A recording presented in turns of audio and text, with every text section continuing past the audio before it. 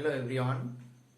নিউটনের গতিসূত্রের প্রথম পর্বে আমরা নিউটনের প্রথম গতিসূত্র এবং দ্বিতীয় গতিসূত্র তার থেকে যে কনসিকোয়েন্সগুলো বা যে আলোচনাগুলো সেগুলো আমরা করেছি এবং সেখানে কিছু গাণিতিক সমস্যার সমাধান করেছি।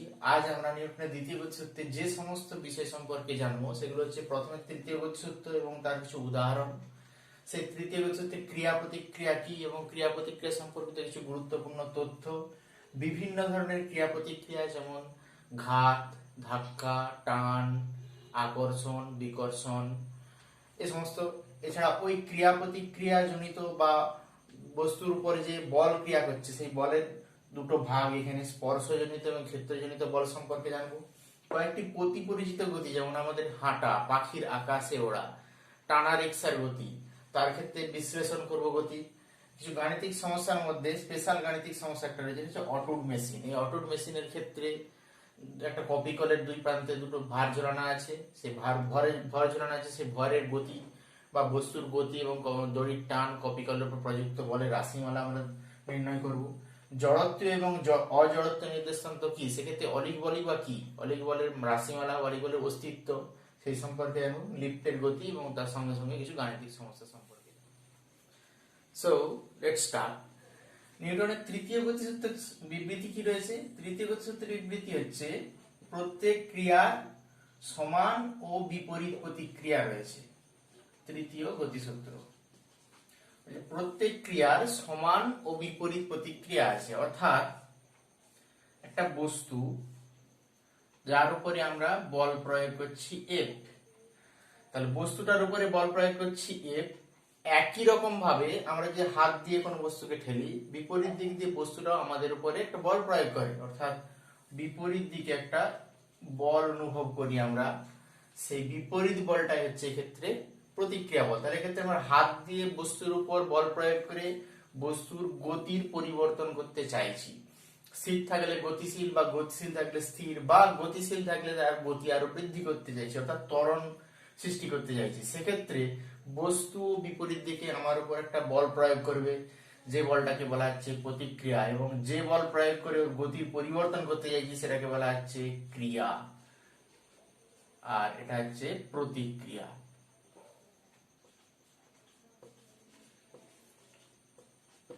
বলছে তৃতীয় গতিসূত্র বলছে প্রত্যেক ক্রিয়ার সমান এবং বিপরীত প্রতিক্রিয়া আছে, অর্থাৎ আমরা বলতে পারি এক্ষেত্রে ক্রিয়া বল যদি এফ হয় তাহলে প্রতিক্রিয়া বলটা হচ্ছে এফ এর সঙ্গে সমান এবং বিপরীতমুখী, অর্থাৎ আমরা লিখতে পারি মাইনাস এফ ড্যাশ। অর্থাৎ এই ঋণাত্মক চিহ্ন নির্দেশ করছে বল দুটো পরস্পর বিপরীতমুখী এবং এরা সমান। এখন ভেক্টর আকারে লিখলে আমরা মাথায় তীর চিহ্ন দেবো, অর্থাৎ vector F equal to minus of vector F dash, যেখানে এফ ড্যাশ ভেক্টর হচ্ছে এফ এর বিপরীতমুখী এবং সমান। এটা হচ্ছে নিউটনের তৃতীয় গতিসূত্র। এরকম আরো অনেক উদাহরণ পেতে পারি, যে বন্দুক থেকে যখন গুলি ছোড়া হচ্ছে, বন্দুক পিছনের দিকে একটা ঘাত প্রয়োগ করে যার জন্য পিছিয়ে আসে গুলি বেরোনোর সঙ্গে সঙ্গে বন্দুকটা পিছনের দিকে পিছিয়ে আসে। এছাড়া কোনো একটা সার্কুলার কোনো খেলনা গাড়ির ক্ষেত্রে এই সার্কুলার, এটা একটা রেল ভাবতে পারি, এর উপরে যখন খেলনা গাড়িটা অবস্থান করছে, গতিশীল হচ্ছে যখন খেলনা গাড়িটা, যদি আমাদের এইদিকে গতিশীল হয় আমরা দেখতে পাই যে এই যে রেলটা যেটা রয়েছে এটা যদি একটা নির্দিষ্ট অক্ষের উপরে অবস্থান করে, সেই অক্ষের উপর অবস্থান করলে রেল, খেলনা গাড়ির গতি যদি এই দিকে হয় রেলের গতি হবে পরস্পর বিপরীতমুখী। তার কারণ কি, খেলনা গাড়ি রেলের উপরে যেদিকে বল প্রয়োগ করছে রেল তার উল্টো দিকে বিপরীত প্রতিক্রিয়া সৃষ্টি করছে।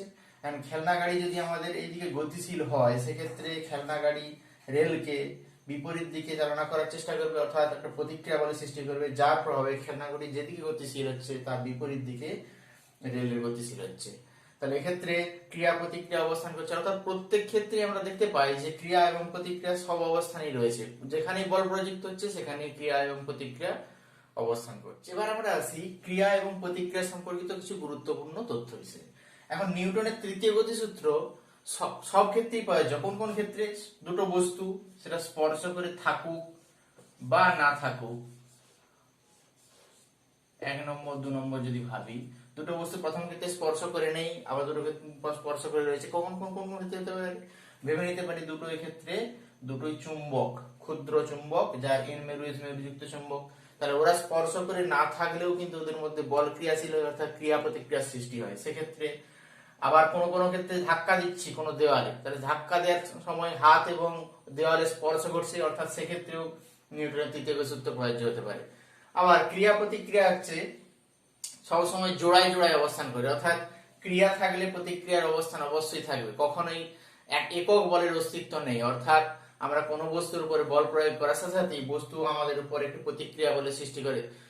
ওই ক্রিয়া এবং প্রতিক্রিয়ার মধ্যে বলের প্রয়োগের ক্রিয়া প্রয়োগের সঙ্গে সঙ্গে প্রতিক্রিয়া বলের উদ্ভব হয়, অর্থাৎ এদের মধ্যে কোনো সময়ের পার্থক্য নেই। যা বলা যেতে পারে যে ক্রিয়া প্রয়োগ করা হলো, তার পরবর্তী ক্ষেত্রে কিছু সময় মধ্যে প্রতিক্রিয়া সৃষ্টি হয়েছে, বা প্রতিক্রিয়া আগে সৃষ্টি হয়েছে ক্রিয়া পরে সৃষ্টি হয়েছে, এরকম কোনো সম্ভব নেই। অর্থাৎ কার্যকারণের যে সেই সম্পর্ক, সেই কার্যকারণের সম্পর্ক মেনে চলে না ক্রিয়া প্রতিক্রিয়া। এছাড়া তাহলে আমরা বলতে পারি যে দুটো বস্তুর মধ্যে সমান বিপরীতমুখী বল সৃষ্টি হচ্ছে, ক্রিয়া হলে প্রতিক্রিয়া হচ্ছে, তাহলে কি করে বস্তু গতিশীল হচ্ছে এটা আমরা জানতে চাই। এখন ধরে নিচ্ছি যে একটা বস্তু অপর একটা বস্তুর উপরে গিয়ে আঘাত করলো, এটা 1 নম্বর বস্তু 2 নম্বর বস্তুর উপরে গিয়ে আঘাত করলো। এখন 1 নম্বর বস্তু 2 নম্বরের উপরে যদি F12 বল প্রয়োগ করে, 1 নম্বরের উপরে F21 বিপরীত প্রতিক্রিয়া সৃষ্টি করবে। শর্ত অনুযায়ী F12 equal to minus F21, যেহেতু ক্রিয়া এবং প্রতিক্রিয়া সমান এবং বিপরীতমুখী পরস্পর, তাহলে অর্থাৎ আমরা এক্ষেত্রে দুটো বস্তু মোট যদি বল আমরা ভাবি, কিন্তু মোট বল ক্যালকুলেট করা সম্ভব নয়, কারণ এক্ষেত্রে লব্ধি বল শূন্য হতে পারে না। এক্ষেত্রে দুটো যে বল F12 1 নম্বর দ্বারা 2 নম্বরের উপর ক্রিয়াশীল বল, এবং F21 2 নম্বর দ্বারা 1 নম্বরের উপর ক্রিয়াশীল বল, অর্থাৎ এক্ষেত্রে ক্রিয়া এবং প্রতিক্রিয়া বল দুটো আলাদা বস্তুর উপর ক্রিয়া করে। এখন বস্তু সাম্যাবস্থার শর্ত হচ্ছে যে বস্তু সাম্যাবস্থায় থাকবে তখনই যদি ওর উপর ক্রিয়াশীল লব্ধি বল শূন্য হয়। এখন 1 নম্বর এবং 2 নম্বরের উপর ক্রিয়াশীল লব্ধি বল শূন্য নয়, তার কারণ ক্রিয়া এবং প্রতিক্রিয়া পরস্পর দুটো আলাদা বস্তুর উপর ক্রিয়াশীল। তাই এক্ষেত্রে বলা যেতে পারে যে ক্রিয়া প্রতিক্রিয়া কোনো বস্তুতে সাম্যাবস্থা সৃষ্টি করতে পারে না।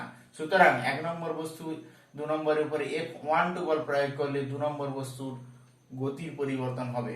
একই রকম ভাবে 2 নম্বর বস্তু 1 নম্বরের উপর বল প্রয়োগ করছে F21 প্রতিক্রিয়া বল, যার ফলে 1 নম্বরের গতির পরিবর্তন হবে। এটা যে ক্রিয়া প্রতিক্রিয়ার যে ধর্মগুলো বা ধারণাগুলো আমরা পেলাম। বিভিন্ন ধরনের যে ক্রিয়া প্রতিক্রিয়া রয়েছে, সেই ক্রিয়া প্রতিক্রিয়াগুলোর মধ্যে প্রথম বলতে পারি আমরা ঘাত, যেটাকে বলা হচ্ছে ইংরেজিতে থ্রাস্ট। ঘাত বলতে কি বোঝাচ্ছে?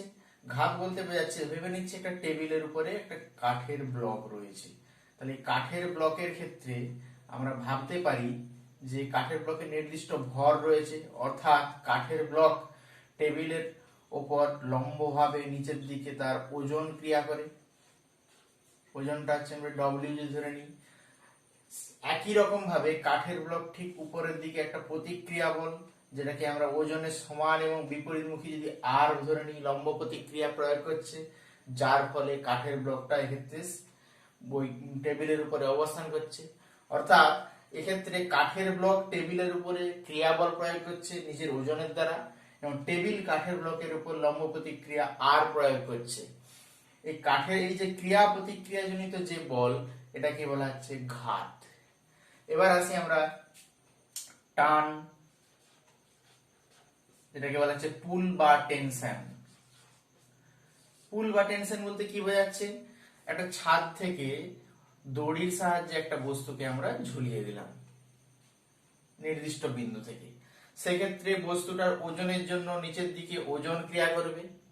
ওজন ক্রিয়া করলেই একই রকম ভাবে দড়িও উপরের দিকে একটা টান প্রয়োগ করবে, যার ফলে বস্তুটা সাম্য অবস্থায় আছে। ক্ষেত্রে তাহলে একই রকম ভাবে বলতে পারি যে যখনই দড়ির উপরে বস্তুর ওজন জনিত যে টান নিচের দিকে ক্রিয়া করছে, একই রকম ভাবে উপরের দিকে দড়ি প্রতিক্রিয়া বলে সৃষ্টি করছে, যার ফলে দড়িতে ঝুলে রয়েছে এক্ষেত্রে বস্তুটা। এক্ষেত্রে দড়ি দ্বারা যে প্রযুক্ত টান সেটা হচ্ছে প্রতিক্রিয়া বল, আর বস্তুর ওজন সেটা হচ্ছে ক্রিয়া। অর্থাৎ এই ক্রিয়া এবং প্রতিক্রিয়া বল সম্পর্কিত যে বল সেটা হচ্ছে টান। ধাক্কা, যেটাকে বলা হচ্ছে পুশ, পুল বা এক্ষেত্রে আমরা টেনশন বলতে পারি, আর একটা ধাক্কা বা পুশ। এই ধাক্কা বা পুশের ক্ষেত্রে কি হচ্ছে, কোন দেয়ালের উপরে আমরা বল প্রয়োগ করছি দেয়ালটাকে ঠেলে সরানোর জন্য। সেক্ষেত্রে অর্থাৎ আমরা হাত দিয়ে বা পা দিয়ে ধাক্কা দিচ্ছি, অর্থাৎ এক্ষেত্রে ধাক্কার ফলে আমরা হাত দিয়ে যে দেয়ালের উপর বল প্রয়োগ করছি সেটা হচ্ছে ক্রিয়া, দেয়াল বিপরীত দিকে আমাদের উপরে যে বল প্রয়োগ করছে সেটা হচ্ছে প্রতিক্রিয়া। তাহলে এটাকে যদি আমরা এফ ধরি, এটা দেয়াল বিপরীতমুখী এফ ড্যাশ বল প্রয়োগ করছে, এটা ধাক্কা। এবার পাই আমরা সংঘাত। এবার হচ্ছে সংঘাত। সংঘাত হচ্ছে দুটো বস্তুর মধ্যে সংঘাত, যেটাকে বলা হচ্ছে কোলিশন বা ইম্প্যাক্ট। তাহলে এক্ষেত্রে একটা বস্তু স্থির ছিল, একটা মার্বেলের কি হলো, এসে একে আঘাত করলো। তাহলে এক্ষেত্রে মার্বেল বস্তুটার উপরে যখন কাঠের ব্লকের সঙ্গে সংস্পর্শ হচ্ছে, সেক্ষেত্রে মার্বেল কাঠের ব্লকে, মার্বেলটাকে যদি 1 নম্বর, এটাকে 2 নম্বর বলি, তাহলে 1 নম্বর দ্বারা 2 নম্বরের উপর ক্রিয়াশীল বল, সেটা হচ্ছে ক্রিয়া বল। একই রকম ভাবে বিপরীত ক্রমে F21 অর্থাৎ যেটা হচ্ছে কাঠের ব্লক মার্বেলের উপর বল প্রয়োগ করে বিপরীত দিকে, সেটা হচ্ছে প্রতিক্রিয়া, অর্থাৎ এটা হচ্ছে সংঘাত। এছাড়া পাই আমরা আকর্ষণ। আকর্ষণের ক্ষেত্রে আমরা কি পেয়েছি, পরস্পর বিপরীত মেরু পরস্পরকে আকর্ষণ করে, চুম্বকের বিপরীত মেরু, এন মেরু এবং এস মেরু, দুটো চুম্বকের এন মেরু এবং এস মেরুকে কাছাকাছি নিয়ে আসলে তারা আকর্ষিত হয়। আবার বিকর্ষণের ক্ষেত্রেও পাই যে দুটো চুম্বকের যদি সমমেরু অর্থাৎ দুটো এন মেরুকে যদি কাছে নিয়ে আসি, পরস্পর বিকর্ষিত হয়। এছাড়া আমরা দুটো আধান, দুটো ধনাত্মক আধান পরস্পর কাছে আনলে বিকর্ষিত হয়, একটা ধনাত্মক একটা ঋণাত্মক আধান পরস্পরকে কাছে আনলে আকর্ষিত হয়। তাহলে এগুলো হচ্ছে আমাদের আকর্ষণ বা বিকর্ষণ। এখন এই বিভিন্ন ধরনের ক্রিয়া প্রতিক্রিয়ার উপর নির্ভর করে বল দুটো প্রকার, একটা হচ্ছে ক্ষেত্রজনিত বল, একটা স্পর্শজনিত বল। ক্ষেত্রজনিত বল কোনগুলো? ক্ষেত্রজনিত বল হচ্ছে সেগুলোই যেগুলোর মধ্যে কোনো স্পর্শ থাকবে না। আর স্পর্শজনিত বল দুটো বস্তুর মধ্যে যখন বল ক্রিয়া করবে, স্পর্শ করবে বল দুটোর মধ্যে। তাহলে এক্ষেত্রে ক্ষেত্রজনিত বল বলতে পারি যে চুম্বক বল, তড়িৎ বল। তাহলে এটা হচ্ছে স্থির তড়িৎ বল, স্থির তড়িৎ বল, চৌম্বক বল, মহাকর্ষ বল। তাহলে এই যে বলগুলো, এগুলো হচ্ছে আমাদের ক্ষেত্রজনিত বল। তার কারণ এক্ষেত্রে দুটো বস্তুর মধ্যে ক্রিয়াশীল আকর্ষণ বা বিকর্ষণ বল, বস্তুর আকর্ষণ বা বিকর্ষণের সময় বস্তুদের মধ্যে কোনো স্পর্শ ঘটছে না। আর স্পর্শজনিত বল যেগুলো, স্পর্শজনিত বল যেটা হচ্ছে সেগুলো আমরা পেয়ে গেছি। স্পর্শজনিত যে বল সেগুলো হচ্ছে টান, ঘাত, ধাক্কা, অর্থাৎ একটা বস্তুর মধ্যে সঙ্গে আরেকটা বস্তু স্পর্শ ঘটছে, এগুলো হচ্ছে স্পর্শজনিত বল। এবার আসি কয়েকটি অতি পরিচিত গতির বিশ্লেষণ, যেমন পাখির আকাশে ওড়া।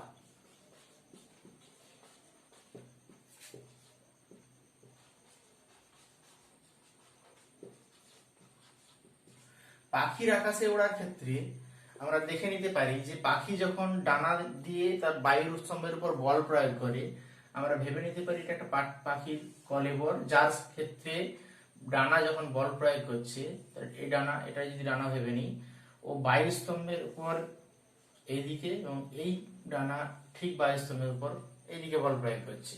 তাহলে এটা হচ্ছে বায়ুস্তম্ভের উপর প্রযুক্ত বল। এটা নাম দিয়ে যদি আমরা এ বি ভাবি, এটা ও বিন্দু যেখানে স্পর্শ করছে, তাহলে এ ও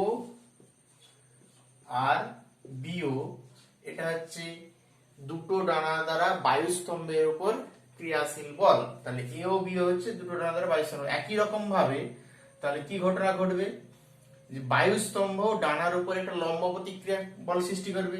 সেটা কোন দিকে? বায়ুস্তম্ভ ওই বলের বিপরীত দিকে, অর্থাৎ এটা হচ্ছে বায়ুস্তম্ভের উপর ক্রিয়া বল, বায়ুস্তম্ভের উপর ক্রিয়া, এটা ক্রিয়া বল। আর ও এ আর ও বি, এটা হচ্ছে প্রতিক্রিয়া, বায়ু দ্বারা প্রতিক্রিয়া।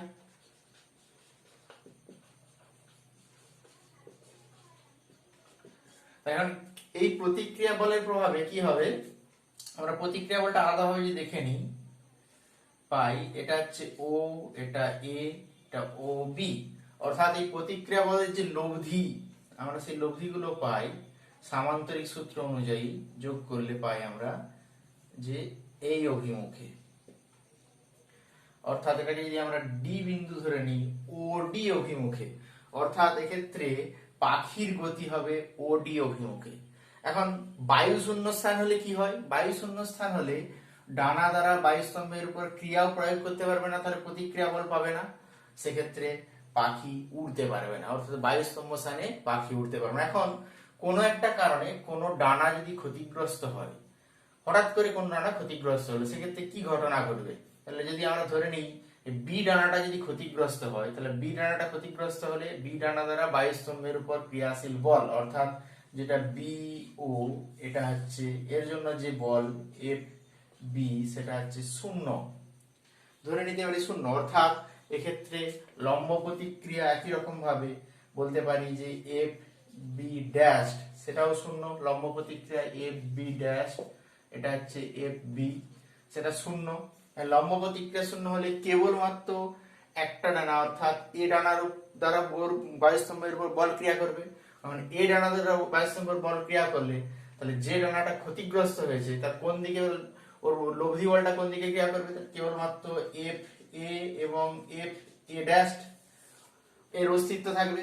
তখন পাখিটা যে ডানাটা ভালো রয়েছে সেই দিকে বাঁকবে, তার কারণ সেক্ষেত্রে আমাদের পাখির জন্য উপরে যে ক্রিয়াশীল বল এফ এ ড্যাশ কেবলমাত্র এ ডানার উপর প্রযুক্ত বল প্রতিক্রিয়া বলের জন্য গতিশীল হবে, অর্থাৎ যে ডানাটা ভালো থাকবে সেই ডানার দিকে বেঁকে পাখির গতি। অনুভূমিক তলে হাঁটার ক্ষেত্রে যখন আমরা সামনের দিকে একটা পা এগিয়ে নিয়ে যাই, তখন পিছনের পাটা খানিকটা ভূমির সঙ্গে নির্দিষ্ট কোণ সৃষ্টি করে, অর্থাৎ ভূমির উপরে ও ঠিক তির্যক ভাবে বল প্রয়োগ করে, যার জন্য ভূমির লম্ব প্রতিক্রিয়াও একই রকম ভাবে তির্যক ভাবে বল প্রয়োগ করবে ওই পায়ের উপরে। এখন এই লম্ব প্রতিক্রিয়ার দুটো উপাংশ পেতে পারি, একটা হরাইজন্টাল কম্পোনেন্ট অর্থাৎ ভূমির সঙ্গে সমান্তরাল, যেটাকে এইচ বলছি, এবং ভার্টিক্যাল কম্পোনেন্ট যেটা হচ্ছে উলম্ব উপাংশ বা ভূমির সঙ্গে লম্ব ভাবে, অর্থাৎ আর এর দুটো উপাংশ, একটা আর এক্স অক্ষ y অক্ষ ধরে নিতে, একটা আর x equal to h, y অক্ষ আর ওয়াই ইকুয়াল টু ভি। এখন এই আর ভি উপাংশটা কি করছে? এখন ব্যক্তির ওজন নিচের দিকে ক্রিয়া করছে, ডব্লিউ সমান এম ইন্টু জি, তাহলে এই ভি হচ্ছে ব্যক্তির ওজনকে প্রশমিত করছে ডব্লিউ কে, এবং এইচ হচ্ছে কি করছে? এইচ হচ্ছে ওকে আগিয়ে নিয়ে যেতে চেষ্টা করছে, অর্থাৎ এক্ষেত্রে বস্তুকে এগিয়ে যাওয়ার জন্য যে বল ক্রিয়াশীল সেই বলটা হচ্ছে এইচ বা হরাইজন্টাল কম্পোনেন্ট কার? লম্ব প্রতিক্রিয়া। এইচ ইকুয়াল টু আমরা বলতে পারি বস্তুর ভর ইনটু ত্বরণ। তাহলে ব্যক্তি যদি এখানে এ ত্বরণে আগের দিকে এগিয়ে যায়, সেক্ষেত্রে এইচ ইকুয়াল টু পাবো আমরা এম ইন্টু এ, এবং যেক্ষেত্রে vertical component V equal to M G, অর্থাৎ ব্যক্তির ওজন। তাহলে আমাদের এক্ষেত্রে প্রতিক্রিয়া বলের সমান ভূমির সমান্তরালে যে উপাংশটা হরাইজন্টাল কম্পোনেন্ট, সেটাই ব্যক্তিকে এগিয়ে নিয়ে যাওয়ার জন্য এক্ষেত্রে ক্রিয়াশীল হচ্ছে। টানা রিক্সার গতির ক্ষেত্রে আমরা দেখতে পাচ্ছি এক্ষেত্রে ব্যক্তি যখন রিক্সার হাতলের উপর বল প্রয়োগ করছে, কিভাবে বল প্রয়োগ করছে? এক্ষেত্রে ব্যক্তি ভূমির উপর যখন বল প্রয়োগ করছে, ভূমির লম্ব প্রতিক্রিয়া আর এর দুটো উপাংশ, একটা এইচ একটা ভি, এইচ উপাংশটা ব্যক্তিকে এগিয়ে নিয়ে যাওয়ার জন্য চেষ্টা করছে, আর ভি উপাংশটা ব্যক্তির ওজনকে প্রতিনিধিত্ব করছে। ব্যক্তির ওজন যদি ছোট এম ইন্টু জি হয়, যেক্ষেত্রে এক্ষেত্রে আমাদের যদি আমাদের রিক্সার ওজন যদি বড় এম ইন্টু জি হয় ধরে নিই, তাহলে এক্ষেত্রে কি কি বল ক্রিয়া হচ্ছে? ব্যক্তির ক্ষেত্রে আমরা দেখতে পাচ্ছি কি কি বল ক্রিয়া হচ্ছে। ব্যক্তির ক্ষেত্রে আগের দিকে এগিয়ে নিয়ে যাওয়ার জন্য এইচ ক্রিয়া করছে, যেখানে হরাইজন্টাল কম্পোনেন্ট কার? ভূমির লম্ব প্রতিক্রিয়া। আর কি কাজ করছে? রিক্সার পশ্চাৎমুখী টান, অর্থাৎ হাতলের উপর যদি বল প্রয়োগ করে, হাতল তাকে পিছনের দিকে প্রতিক্রিয়া বল প্রয়োগ করছে, বা রিক্সা তাকে পিছনের দিকে টানছে। এক্ষেত্রে তো রিক্সা যদি পিছনের দিকে টান প্রয়োগ করে, টি প্রয়োগ করে, তাহলে এইচ এবং টি, তার সাথে সাথে কি ভূমির ঘর্ষণ বল, পা এবং ভূমির মধ্যে যে ঘর্ষণ বল F1 ক্রিয়া করছে। এই বলের ক্রিয়ায় ব্যক্তি যদি আগের দিকে এগিয়ে চলে এ ত্বরণে, তাহলে ব্যক্তির উপর ক্রিয়াশীল বলের যে রাশিমালাটা পাবো আমরা, সেক্ষেত্রে এইচ মাইনাস টি প্লাস F1 সমান এম ইন্টু এ। এটা হচ্ছে ব্যক্তির গতিশীল হওয়ার শর্ত। একই রকম ভাবে রিক্সার ক্ষেত্রে কি হবে? রিক্সার ক্ষেত্রে কি কি ক্রিয়া হচ্ছে? রিক্সার ক্ষেত্রে টান আগের দিকে টি, এবং ওর ক্ষেত্রে ঘর্ষণ বল F2, এটা হচ্ছে ব্যক্তি। আর রিক্সার ক্ষেত্রে আমরা পাচ্ছি যে টান টি আগের দিকে ক্রিয়া করছে, যেখানে ঘর্ষণ বল F2 ইকুয়াল টু রিক্সার ভর ইনটু ত্বরণ m ইনটু a, অর্থাৎ প্রতি ক্ষেত্রে আমরা দেখতে পাচ্ছি যে ঘর্ষণ বলকে বাধা দিচ্ছে এক্ষেত্রে। এখন টি গ্রেটার দেন F2 হলে রিক্সা গতিশীল হবে অবশ্যই, টি গ্রেটার দেন F2 হলে রিক্সা গতিশীল হবে। সেক্ষেত্রে আমরা ত্বরণের যে রাশিমালা সেটা আমরা বের করে দেখে নেব। অর্থাৎ অর্থাৎ আমরা যে দুটো সমীকরণ পেয়েছি সেই সমীকরণ দুটোকে যদি আমরা যোগ করে দিই আমরা পাই ক্ষেত্রে h minus f1 plus f2 equal to m plus ছোট m ইন্টু a, অর্থাৎ a equal to h minus f1 plus f2 divided by বড় m প্লাস ছোট m। এটাই হচ্ছে আমাদের রিক্সার ক্ষেত্রে ত্বরণ বা ব্যক্তি ত্বরণ নির্ণয় করতে পারি আমরা। টানা রিক্সার গতির ক্ষেত্রে আমরা যে ঘটনাটা দেখতে পাচ্ছি এক্ষেত্রে অবশ্যই h এর মান f1 প্লাস f2 এর মানের চেয়ে বেশি হতে হবে, তবেই রিক্সা এখানে গতিশীল হবে। রিক্সা গতিশীল কখন হবে না? h ইকুয়াল টু যদি আমরা f1 প্লাস f2 পাই সেক্ষেত্রে a ইকুয়াল টু 0, অর্থাৎ রিক্সার ত্বরণ শূন্য, অর্থাৎ রিক্সা কোনো গতিশীল হবে না। এখান থেকে যে স্পেশাল গাণিতিক সমস্যা আছে সেটা আমরা বলেছি যে অটুট মেশিন, ATW, অটুট মেশিন। অটুট মেশিন বলতে কি বোঝাচ্ছে? এটা কপি কল যেটা একটা দেওয়াল থেকে নির্দিষ্ট হুক বা নির্দিষ্ট দণ্ডের দ্বারা ঝোলানো আছে। এই কপি কলের দুটো প্রান্তে দুটো সুতো দ্বারা দুটো বিভিন্ন ভরের বস্তু ঝোলানো হলো, একটার ভর m1 আর একটার ভর m2। যেখানে m2 গ্রেটার দেন m1, তাহলে আমাদের কন্ডিশন বলে দেওয়া আছে m2 গ্রেটার দেন m1। এখন সুতোটা অপ্রসার্য এবং ভারহীন অর্থাৎ ভরহীন, অর্থাৎ প্রায় ভর শূন্য, টেন্ডস টু 0 ধরে নিই আমরা। সেক্ষেত্রে যেহেতু ভর m1 m2 greater than m1, অর্থাৎ m2 টা নিচের দিকে নামবে, m1 টা উপরের দিকে উঠবে। এখন যেহেতু এটা অপ্রসার্য সুতো, অর্থাৎ এক্ষেত্রে যে টান প্রযুক্ত হচ্ছে টান প্রয়োগ দুটো টানই কি হবে? সমান। অর্থাৎ এক্ষেত্রে উপরের দিকে টান T1, এক্ষেত্রে উপরের দিকে দড়ির টান T2 হলে আমরা কি করতে পারি যে এই বস্তুটা m1 টা a ত্বরণে নিচে নামছে, m2 টা a ত্বরণে, m1 টা a ত্বরণে উপরে উঠছে, m2 টা a ত্বরণে নিচে নামছে। এখন কি করতে চাই? সমাধান করে আমাদের m1 এবং m2 বস্তুর ক্ষেত্রে যে ত্বরণ, সেই ত্বরণের রাশিমালা নির্ধারণ করতে চাই। এক্ষেত্রে সুতোর টান বা কপি কলের উপর মোট প্রযুক্ত বল সেই দুটো আমরা নির্ধারণ করতে চাই।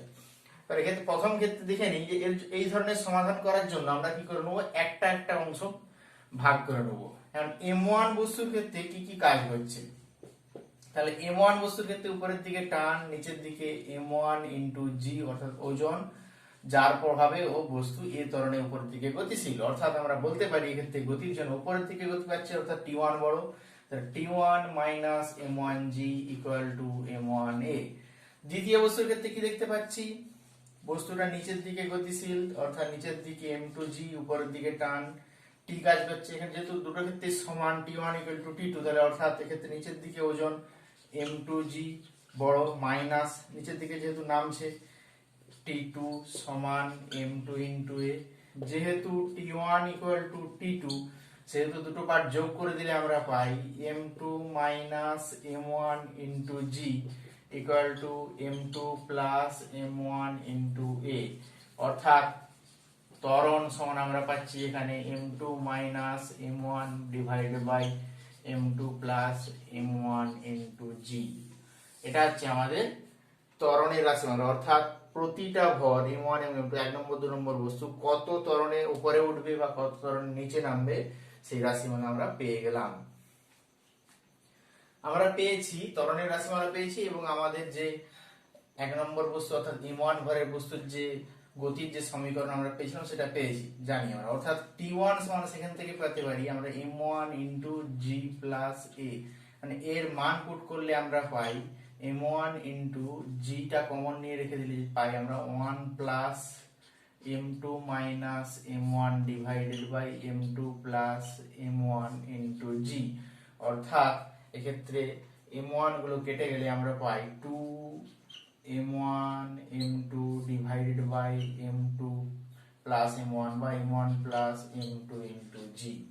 যেহেতু সুতোটা অপসার্য এবং টান একই, সেজন্য আমরা বলেছি, অর্থাৎ এটা T1 হলে এটা সমান T2, তো টান দুটো সমান। এখন কপি কলের উপর কত বল প্রযুক্ত হচ্ছে, তাহলে কপি কলের উপর কি হবে, সুতোর টান নিচে উপরের দিকে ক্রিয়া করলে সুতোর একই রকম ভাবে প্রতিক্রিয়া বল, T1 নিচের দিকে, T2 নিচের দিকে, তাহলে অর্থাৎ কপি কলের উপর প্রযুক্ত বল যদি আমরা F, বা এই ক্ষেত্রে বলতে পারি যে দণ্ড রয়েছে সেই দণ্ডের উপর প্রযুক্ত বল F, সেই Fটা আমরা বলতে পারি এক্ষেত্রে T1 প্লাস T2 এর সঙ্গে সমান, যেহেতু দুটোর মান একই, অর্থাৎ 2T1 বা 4 into M1 M2 divided by M1 plus M2 M2G। এটা হচ্ছে অটোর মেশিনের ক্ষেত্রে ত্বরণের রাশিমালা পেয়েছি, তারপরে আমরা টান পেলাম, সুতোর টান, এছাড়া কপি কলের উপর যে প্রযুক্ত বল তার রাশিমালা আমরা পেলাম। এবার আসি আরেক ধরনের গাণিতিক সমস্যাতে, যে ক্ষেত্রে তিনটে বস্তু অপসার্য সুতো দ্বারা পরস্পর যোগ করা আছে এবং প্রথম বস্তু M1 এর উপর F বল টানলে পুরো সমস্যাটাই এ ত্বরণে গতিশীল, অর্থাৎ আমরা বলতে পারি এক্ষেত্রে F সমান M1 plus M2 plus M3 into A। এখন যদি বলা হয় যে এক্ষেত্রে 3 নম্বর বস্তুটা M3 এর সঙ্গে যে সুতো যোগ আছে সে টান T3 কত, তাহলে T3 কত, T2 কত, এগুলো নির্ধারণ করতে হতে পারে। শেষ অংশ থেকে আমরা শুরু করব। শেষ অংশে কি দেখতে পাচ্ছি, যে শেষ অংশের বস্তুর ক্ষেত্রে কেবলমাত্র T3 বল ক্রিয়া করছে, অর্থাৎ সুতোর টান ক্রিয়া করছে M3 বস্তুকে আগের দিকে নিয়ে যাওয়ার জন্য, তাহলে অর্থাৎ ওর গতির সমীকরণ আমরা পেতে পারি T3 সমান M3 ইন্টু A। একই রকম ভাবে দ্বিতীয় বস্তুর ক্ষেত্রে কি ক্রিয়া করছে, দ্বিতীয় বস্তুর ক্ষেত্রে আগের দিকে T2 অর্থাৎ সুতোর টান T2 এবং পরের পিছনের দিকে লম্ব প্রতিক্রিয়ার জন্য T3, অর্থাৎ এক্ষেত্রে বস্তুর উপর যে ক্রিয়াশীল প্রতিক্রিয়া বল সেটা হচ্ছে T3, অর্থাৎ এক্ষেত্রে দ্বিতীয় বস্তুর গতি হবে T2 মাইনাস T3 সমান M2 ইন্টু A, এবং প্রথম বস্তুর ক্ষেত্রে সেটা আমরা পাই যে কেবলমাত্র F মাইনাস T2 সমান M1 ইন্টু A, অর্থাৎ এক্ষেত্রে আমরা T1 T2 T3 এই তিনটের মান আমরা নির্ধারণ করতে চাই। এক্ষেত্রে T3 equal to M3 into A, অর্থাৎ A এর মান এখান থেকে পাচ্ছি আমরা A সমান বলতে পারি যে F by M1 plus M2 plus M3, অর্থাৎ T3 ইকুয়াল টু এক্ষেত্রে M3 divided by M1 plus M2 plus M3 into F। একই রকম ভাবে তাহলে T2 পেতে পারি, T2 সমান T3 plus M1 T3 plus M2A। T3 এর মান যদি পুট করে দিই এখানে আমরা পাই M3 ভাজিত M1 plus M2 plus M3 M1 plus M, বা একই রকম ভাবে আমরা পেতাম এখানে যদি আমরা T3 এর মান M3 ইন্টু A, তাহলে M3 plus M2 into A, M3 plus M2 into A, অর্থাৎ এক্ষেত্রে A এর মান যদি পুট করে দিই সেক্ষেত্রে আমরা পাই যে M3 প্লাস M2 বা M2 plus M3 divided by M1 plus M2 plus M3 into F। এই সমীকরণগুলো পেতে পারি এক্ষেত্রে আমরা একই রকম ভাবে F সমান আবার এই রাশিমালা আমরা পেয়ে যাব। এখানে T2 এর মান এখানে পুট করে দিলে আমরা পাই M1 plus M2 plus M3 into A।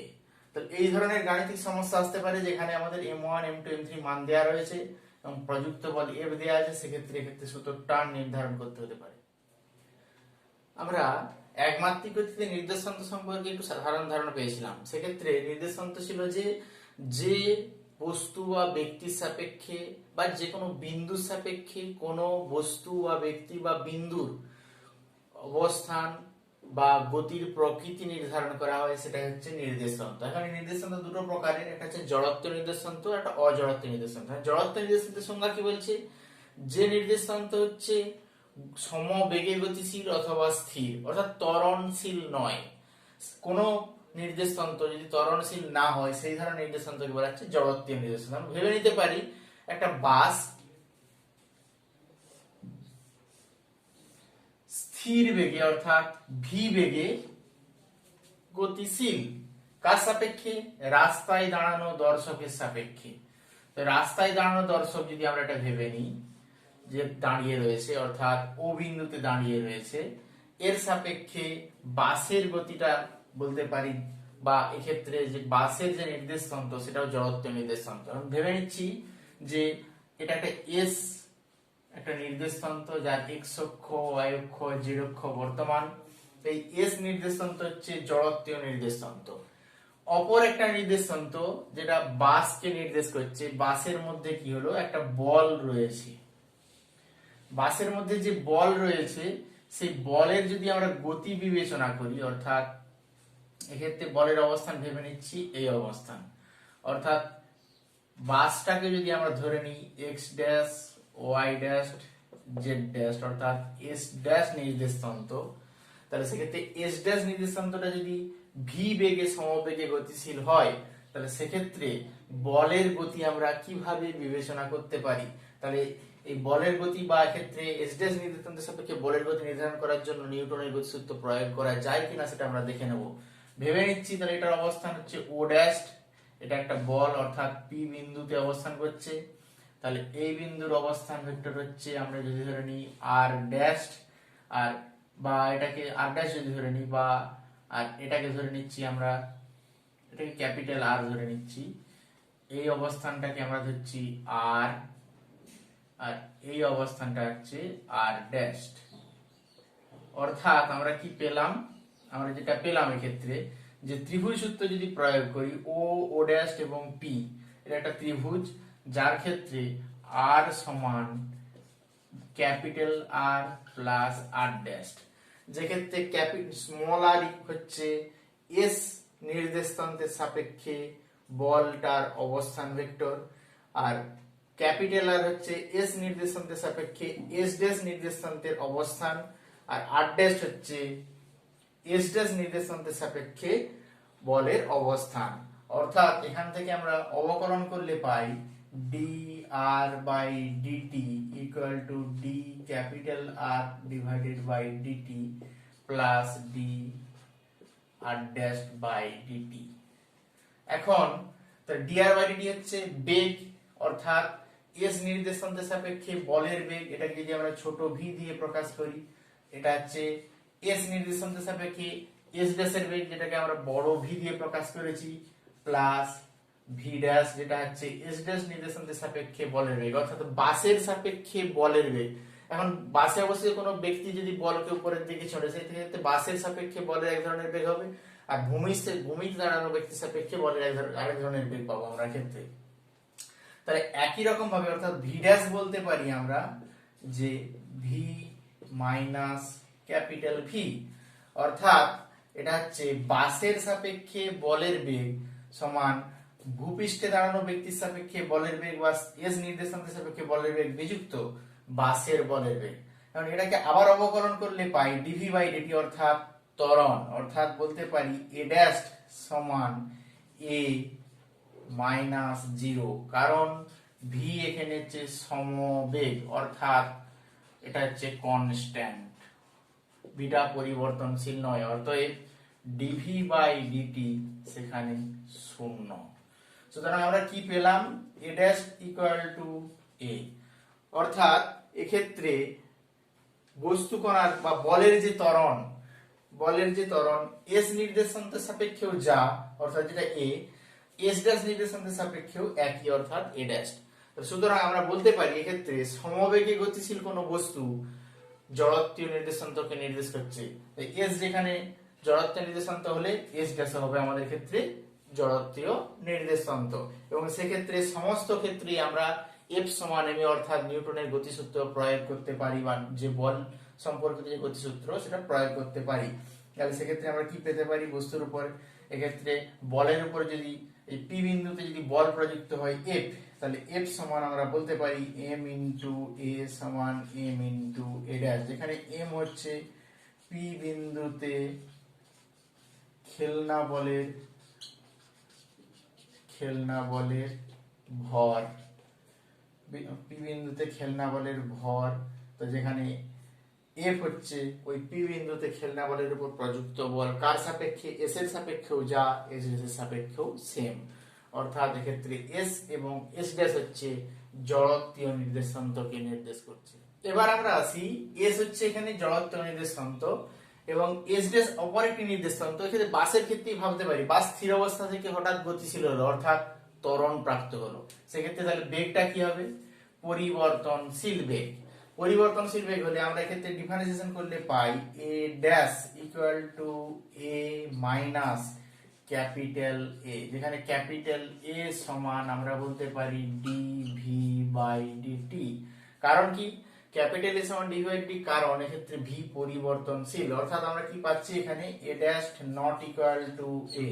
সুতরাং আমরা এক্ষেত্রে দেখতে পাচ্ছি যে ওই একই বস্তু কণার উপরে যখন বস্তু কণাটা ত্বরণশীল কোন নির্দেশান্তে অর্থাৎ বাসের মধ্যে অবস্থান করছে, সেক্ষেত্রে বস্তু কণার গতি বিবেচনা যদি আমরা দুটো আলাদা নির্দেশান্ত থেকে করি, গতি একই প্রকৃতির আমরা ভাবতে পারবো না। তার কারণ ওই ক্ষেত্রে এস নির্দেশান্তের সাপেক্ষে ত্বরণ এ এবং এস ড্যাশ নির্দেশান্তের গতি ত্বরণশীল নির্দেশান্তের সাপেক্ষে ত্বরণ একই নয়, আলাদা আলাদা। অর্থাৎ এক্ষেত্রে আমরা বলতে পারি এস ড্যাশ হলো অজড়ত্বীয় নির্দেশান্ত, এস ড্যাশ হচ্ছে অজড়ত্বীয় নির্দেশান্ত। এখানে অজড়ত্বীয় নির্দেশান্তে আমরা যে বল ক্রিয়া করছে, অর্থাৎ আমরা ভেবে নিতে পারি বাসের মধ্যে যে ক্রিয়াশীল বল অর্থাৎ এম ইনটু এ ড্যাশ, খেলনার উপর পি বিন্দুতে প্রযুক্ত বল সমান M into a minus M A, যেখানে এম ইনটু এ হচ্ছে এস ফ্রেমের সাপেক্ষে প্রযুক্ত বল, অর্থাৎ আমরা বাইরে থেকে দেখছি যে বলটার উপর পি বিন্দুতে যে বস্তুটা রাখা আছে বস্তুর উপরে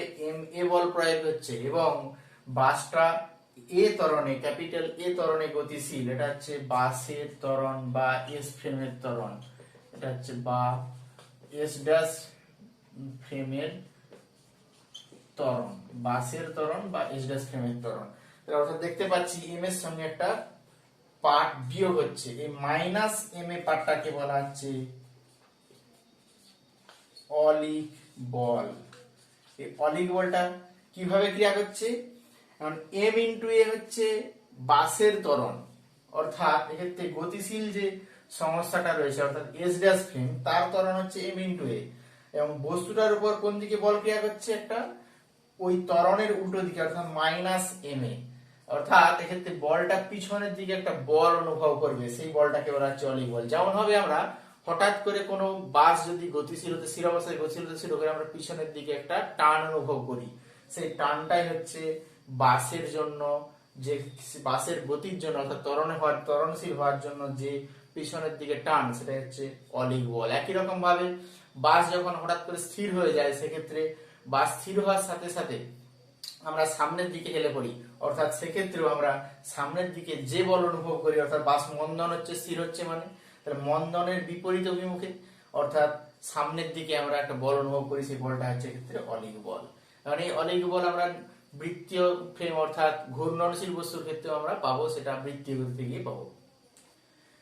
অজড়ত্বীয় নির্দেশান্তে যে অলিক বল পেলাম সেটা অলিক বল হচ্ছে বাস্তব বল নয়, এর কোনো বাস্তব অস্তিত্ব নেই, কেবলমাত্র ওই ত্বরণশীল নির্দেশান্তে এটা সম্ভব, অর্থাৎ অজড়ত্ব নির্দেশান্তেই সম্ভব। এই অলিক বল সম্পর্কিত একটা গাণিতিক সমস্যা আমরা দেখে নেব, যে একটা বাস বা কোনো গাড়ি তার উপর ছাদ থেকে একটা দোলক ঝোলানো ছিল, হঠাৎ করে বাসটা এ ত্বরণে গতিশীল হওয়ার ফলে দোলকটা ছাদের সঙ্গে এখানে উলম্বের সঙ্গে থিটা বা 30 ডিগ্রি কোণ উৎপন্ন, থিটার মানটা যেখানে 30 ডিগ্রি কোণ উৎপন্ন করছে, অর্থাৎ এক্ষেত্রে দোলক পিণ্ডটা তার আগের অবস্থান থেকে সরে গেছে। সেজন্য তাহলে ওই যে থিটা কোণ উৎপন্ন করার জন্য যে এ ত্বরণ সৃষ্টি করেছে, এ ত্বরণের মান নির্ণয় করতে হতে পারে। এখন এর উপরে কি কি বল ক্রিয়া করছে সেটা আমরা দেখে নিই। এর ক্ষেত্রে ওজন, দোলক পিণ্ডের ওজন mg নিচের দিকে ক্রিয়া করছে। mg এর আমরা দুটো উপাংশ পেতে পারি, আমরা মানে এই উপাংশ কি পেতে পারি mg এর ক্ষেত্রে?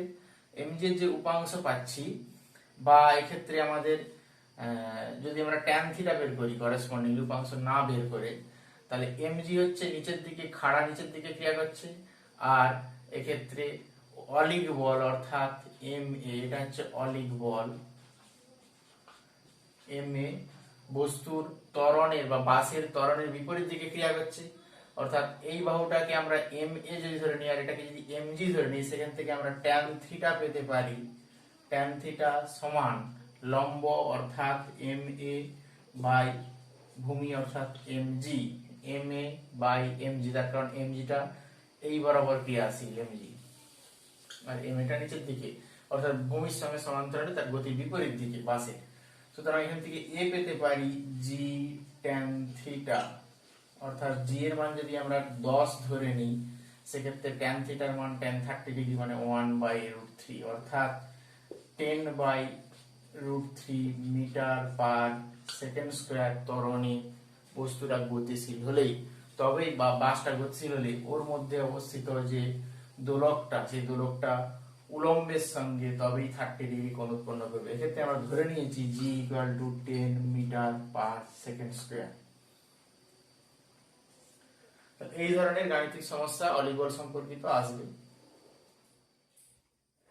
কোন ব্যক্তি যখন লিফটে প্রবেশ করে উপরের দিকে ওঠে অথবা নিচের দিকে নামে, লিফট যখন লিফটে অবস্থিত ব্যক্তি তখন নিজেকে কখনো যখন উপরের দিকে ওঠে বেশি ভারী মনে করে, যখন নিচের দিকে নামছে তখন হালকা মনে করে।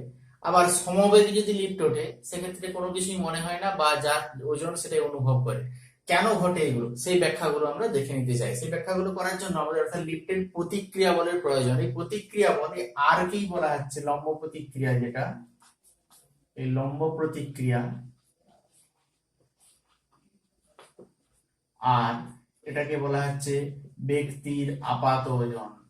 ব্যক্তির আপাত ওজন অর্থাৎ ব্যক্তি যে নিজেকে ভারী বা হালকা মনে করে সেটা আর এর উপর নির্ভর করে। এখন লিফট যদি এ ত্বরণে উপরের দিকে ওঠে সেক্ষেত্রে ব্যক্তির উপরে যে বলগুলো ক্রিয়া করবে সেটা আমরা ভেবে নিতে পারি। এক্ষেত্রে ব্যক্তির উপরে উপরের দিকে আর ক্রিয়া করছে লম্ব প্রতিক্রিয়া, নিচের দিকে এমজি, অর্থাৎ এক্ষেত্রে ব্যক্তির গতির জন্য দায়ী যে লব্ধি বল সেটা হচ্ছে আর মাইনাস এমজি। আরটা উপর যেহেতু উপরের দিকে উঠছে, লিফট ওঠার সাথে সাথে ব্যক্তি উপরের দিকে উঠছে অর্থাৎ ব্যক্তির উপর ক্রিয়াশীল লব্ধি বল আর মাইনাস এমজি সমান বলতে পারি এম ইনটু এ। আবার অলিক বলের ধারণা থেকেও আমরা বলতে পারি উল্টো দিক দিয়ে, এক্ষেত্রে বিপরীত দিকে যে বল ক্রিয়া করছে আর সমান এক্ষেত্রে এমজি প্লাস এম এ, এটাও বলতে পারি উল্টো দিক দিয়ে, কারণ অলিক বল নিচের দিকে যেহেতু ত্বরণশীল নির্দেশাঙ্ক তো অর্থাৎ এক্ষেত্রে নিচের দিকে এম এ বল ক্রিয়া করছে যেটা অলিক বল, সেই অলিক বল প্লাস ব্যক্তির ওজন এমজি সমান আর, অর্থাৎ এক্ষেত্রে আর সমান আমরা বলতে পারি এম ইনটু জি প্লাস এ, এটা গ্রেটার দেন এমজি। অর্থাৎ ব্যক্তির ওজন সেক্ষেত্রে বেশি মনে হবে। কেন? লম্ব প্রতিক্রিয়া বেশি পাচ্ছি অর্থাৎ ব্যক্তির আপাত ওজন বেড়ে যাচ্ছে মনে হবে। প্রথম ক্ষেত্রে কি পেলাম? তাহলে প্রথম ক্ষেত্রে লিফট যদি এ ত্বরণের উপরের দিকে ওঠে, দ্বিতীয় ক্ষেত্রে হচ্ছে এ ত্বরণে নিচে নামছে, এ ত্বরণে নিচে নামছে। এ ত্বরণে যদি নিচে নামে সেক্ষেত্রে কি ঘটনা ঘটবে আমরা ভেবে নিতে পারি। তাহলে এ ত্বরণে নিচে নামছে, তাহলে এ ত্বরণে নিচে নামলে অলিক বলটা উপরের দিকে ক্রিয়া করবে অর্থাৎ R plus m a equal to mg, বা উল্টো দিকে ভাবলে ওই ব্যক্তির উপরে যে ক্রিয়াশীল কার্যকর বল এমজি মাইনাস আর সমান এম এ, এটাও ভাবতে পারি।